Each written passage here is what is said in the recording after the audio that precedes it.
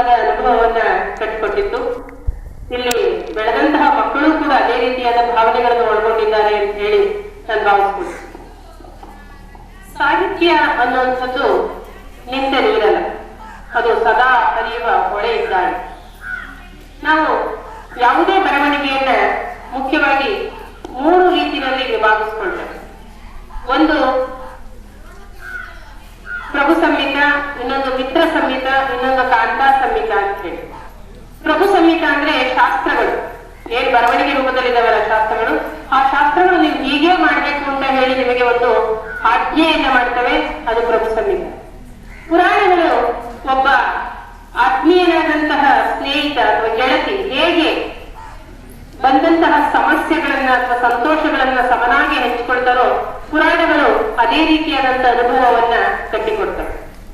ಇನ್ನು ಸಾಹಿತ್ಯ ಕಾಂತಾ ಸಂಹಿತ, ನಮಗೆ ಪ್ರೀತಿ ಪಾತ್ರರಾದವರು ಹೇಗೆ ಕಷ್ಟ ಸುಖಗಳನ್ನ ನೋವು ನಲಿವುಗಳನ್ನ ಹಂಚಿಕೊಳ್ತಾರೋ ಅದೇ ರೀತಿಯಾಗಿ ಸಾಹಿತ್ಯ ನಮ್ಮ ಮನಸ್ಸಿನೊಳಗಡೆ ಕಾವ್ಯ ರೂಪದಲ್ಲಿ ನೆಲೆಯಾಗಿ ನಿಲ್ಲುತ್ತೆ. ಇಂಥ ಸಾಹಿತ್ಯ ನಿಂತ ನೀರಲ್ಲ. ನೀವು ಓದ್ತೀರಾ, ಯಾವುದೇ ಕನ್ನಡದ ಮೇಷ್ಟ್ರು ಪಾಠ ಮಾಡುವಾಗ ಪಂಪನಿಂದ ಕುವೆಂಪುವರೆಗೆ ಅಂತ ಹೇಳ್ಕೊಂಡು ಕನ್ನಡ ಸಾಹಿತ್ಯವನ್ನ ಬಹಳ ದೊಡ್ಡದಾಗಿ ವರ್ಣಿಸ್ತಾ ಹೋಗ್ತಾರೆ. ಬಹುಶಃ ಪ್ರಾಸನೂ ಕಾರಣ ಇರಬಹುದು, ಅಥವಾ 10ನೇ ಶತಮಾನದಲ್ಲಿ ಪಂಪ ಎಷ್ಟು ಪ್ರಸಿದ್ಧನಾಗಿದ್ರು 20ನೇ ಶತಮಾನದಲ್ಲಿ ಕುವೆಂಪು ಅವರು ಅಷ್ಟೇ ಪ್ರಸಿದ್ಧರಾಗಿದ್ರು ಅನ್ನುವಂತ ಕಾರಣವೂ ಇರ್ಬೋದು. ಆದ್ರೆ ಈ ಸಾಹಿತ್ಯ ಯಾವುದೋ ಒಬ್ಬ ಕವಿ ಕಲ್ಪನೆ ಮಾಡ್ಕೊಂಡು ಬರೆಯುವಂತದ್ದಾಗಿರೋದಿಲ್ಲ. ನನಗೇನೋ ಒಂದು ಯಾವುದೋ ಮರದ ಕೆಳಗಡೆ ಕೂತ್ಕೊಳ್ತಾನೆ, ಒಂದು ಬೆಟ್ಟದ ಬುಡದಲ್ಲಿ ಕುಳಿತುಕೊಂಡಿರ್ತಾನೆ, ನದಿ ತೀರದಲ್ಲಿ ಕುಳಿತುಕೊಂಡಿರ್ತಾನೆ, ಅವ್ನಿಗೇನೋ ಒಂದು ಭಾವನೆ ಬರುತ್ತೆ, ಆ ಭಾವನೆಯನ್ನು ಬರಿತಾ ಹೋಗ್ತಾನೆ ಅನ್ನೋದೇ ಸಾಹಿತ್ಯ ಅಲ್ಲ. ಕೇವಲ ಅವನೊಬ್ಬನ ಭಾವನೆ ಸಾಹಿತ್ಯ ಆಗೋದಿಲ್ಲ.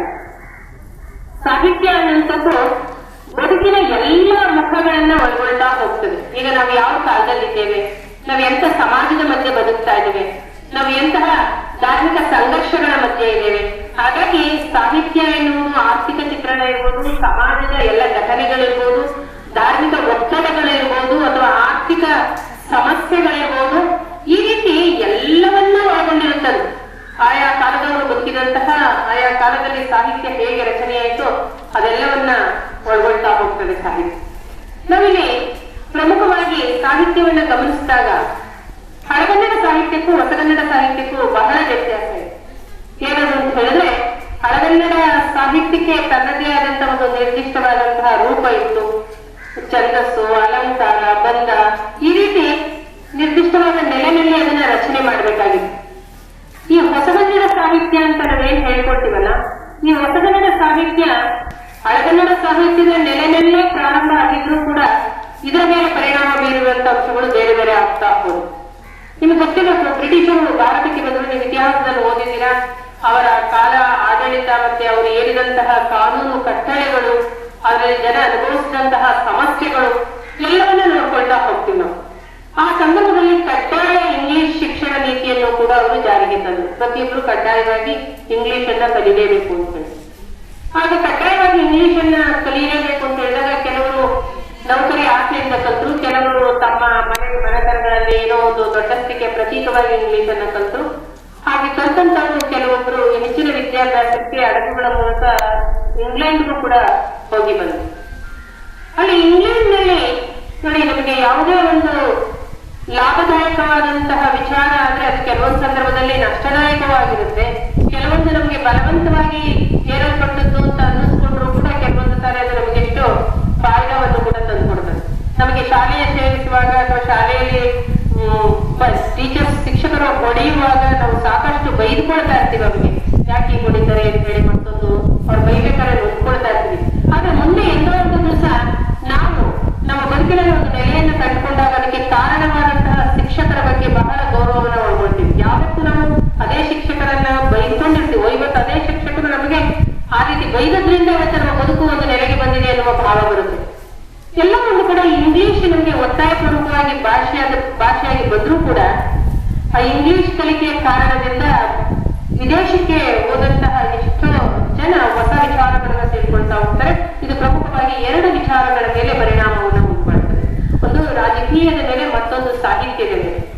ರಾಜಕೀಯವಾಗಿ ಅಮೆರಿಕಾದಲ್ಲಿ ಕೈಗಾರಿಕಾ ಕ್ರಾಂತಿ ಆಗಿರುತ್ತೆ, ರಷ್ಯಾ ಕ್ರಾಂತಿ ಆಗಿರುತ್ತೆ, ಜರ್ಮನಿಯಲ್ಲಿ ಕ್ರಾಂತಿ ಆಗ್ತಾ ಇರುತ್ತೆ, ಬ್ರಿಟಿಷರನ್ನ ವಿರುದ್ಧ ಒಡೆದಾಟಗಳು ಪ್ರಾರಂಭ ಆಗ್ಬೇಕು ಅನ್ನುವಂತಹ ಧೋರಣೆ ಎಲ್ಲಾ ಕಡೆ ಕಂಡು ಬರ್ತಾ ಇರ್ತದೆ. ಇದು ನಮ್ಮಲ್ಲೂ ಕೂಡ ಸ್ವಾತಂತ್ರ್ಯಕ್ಕೋಸ್ಕರ ಒಂದು ಕ್ರಾಂತಿ ಆಗ್ಬೇಕು ಅನ್ನುವ ಮನೋಭಾವವನ್ನ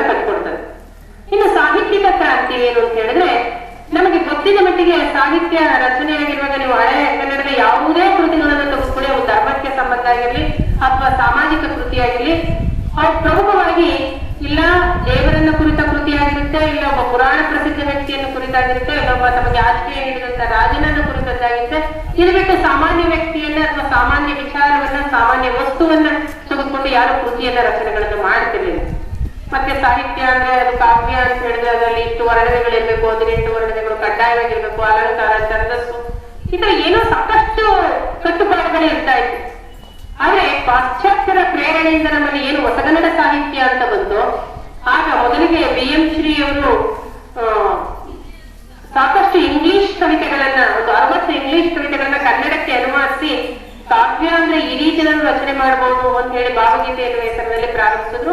ಆ ಹೊಸಗನ್ನಡದಲ್ಲಿ ನವೋದಯ ಕಾಲ ಅಂತ ಹೇಳಿ ಕರಿತೀವಿ, ಅದು ಸುಮಾರು 1914ರಿಂದ 1940ರವರೆಗೆ, 1914ರಲ್ಲಿ ಪ್ರಾರಂಭ ಮಾಡಿ 24ರಲ್ಲಿ ಉತ್ಕೃಷ್ಟ ಸ್ಥಿತಿ, ಸುಮಾರು 1940ರವರೆಗೆ ಎಂತಹ ಅದ್ಭುತವಾದಂತಹ ಸುದ್ದಿಯನ್ನ ಕಂಡುಕೊಳ್ತು ಅಂತ ಹೇಳಿದ್ರೆ ಅವೆಲ್ಲ ಬರೀ ಕನಸುಗಳು, ಆಧ್ಯಾತ್ಮ